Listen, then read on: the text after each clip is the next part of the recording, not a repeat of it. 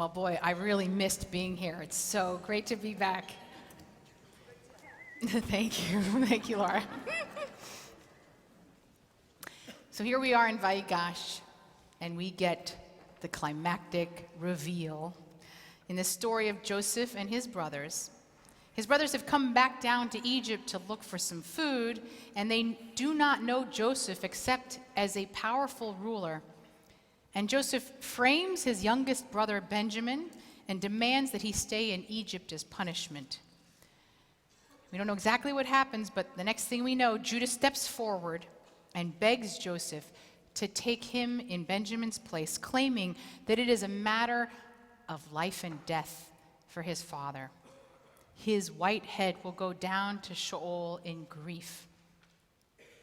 Now, the Torah is spare in its details, so we don't really know the conversation that occurred between the brothers before this moment happened, but we might be able to imagine it. This will kill our father. Maybe it won't. I mean, he survived when we told him that fake story about Joseph. No, but this time it'll really kill him. Well, that was your dumb idea in the first place. You're a horrible person. Well, why don't you go in Benjamin's place then? Now, 10 brothers who didn't really always agree were suddenly forced to make a decision that could precipitate the end of their father's life. They wrestle with their own personal concerns, with their baggage from the past, their guilt, and their worry over their father. Now, I know that this conversation didn't actually happen, at least not in the text as we know it, but I can tell you that these kinds of conversations are still happening in our community all the time. A congregant called me in distress many years ago. His mother, who had recently celebrated her 65th birthday in perfect health, had just taken a fall, and there was internal bleeding in her brain, and suddenly she went from active and vibrant to vegetative, never being able to walk or speak or eat on her own again. The doctors recommended that they no longer keep her alive through tubes and machines, but the loving son was haunted by the fact that when he asked his mother to blink if she could hear him, that she blinked. "She can hear me," he said. "I know she's still alive in there." I asked if he thought his mother wanted to live like this, in this state, and he said, I know she doesn't, but how can I make the choice to kill her? I think she would keep me alive if the situation were reversed."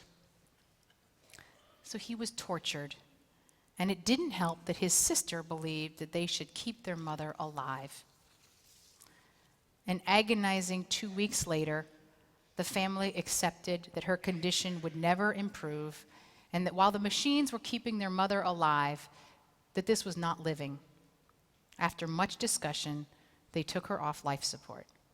But the son could not get over his feelings of guilt. Imagine how different the situation would have been if his mother had made her wishes completely explicit. Then instead of feeling like he was the one making the decision to end her life, he would instead just be honoring her wishes, her decision that she communicated to him while she was of sound mind. Confronting the possibility of our death can be, well, unpleasant and very hard. Most of us choose not to think about it at all. But having these conversations with our loved ones are critically important. These conversations are not just discussions about conditions for do not resuscitate and how we want to die, but they can really be conversations about what actually constitutes living for us. Dr. Atul Gawande, who wrote the watershed book, Being Mortal, wrote about the conversation he had with his own father before he went in for a major surgery, realizing he didn't actually know his father's wishes. The answer surprised him. His father said, "Well, If I'm able to eat chocolate ice cream and watch football on TV, I'm willing to endure quite a lot to stay alive. But it also made clear that if he couldn't, that wasn't a life. I had this conversation with my parents 18 months ago. I'll admit, I was dreading it. I flew to Tacoma, and we sat on my parents' terrace outside, and we Skyped in my sister. And it was one of the most meaningful conversations I've had with my parents as an adult. It wasn't just about dying or burial requests. It ended up being about what quality of days meant to them, what they wanted their legacy to be, what mattered. Regardless of your age, have the conversation. They are not always easy, but they are sacred.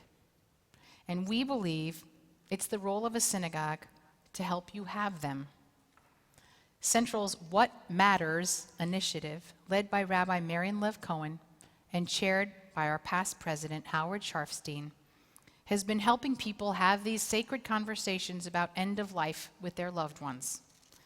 The What Matters team of trained facilitators has already had 70 confidential conversations with congregants in the last year. But our goal is to create a culture where every adult has made their wishes clear to their loved ones.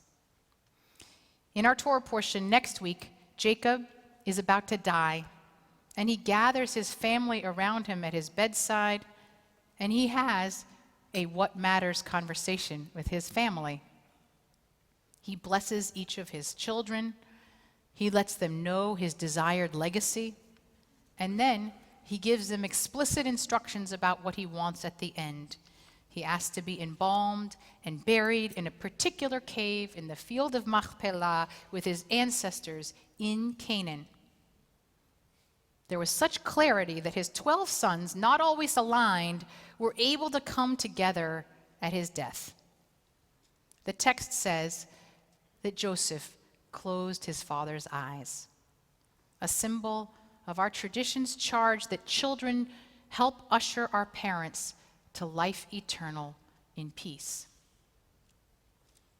We as children have this responsibility for our parents, but it is also the responsibility of parents to make their wishes known to their children, or to your spouse, or significant other, or loved ones. Please don't wait until you're on your deathbed to do so. A congregant recently had a What Matters conversation with her family, and then just a month later learned she had Parkinson's. She felt such gratitude that she had already shared her wishes before the added specter of this diagnosis.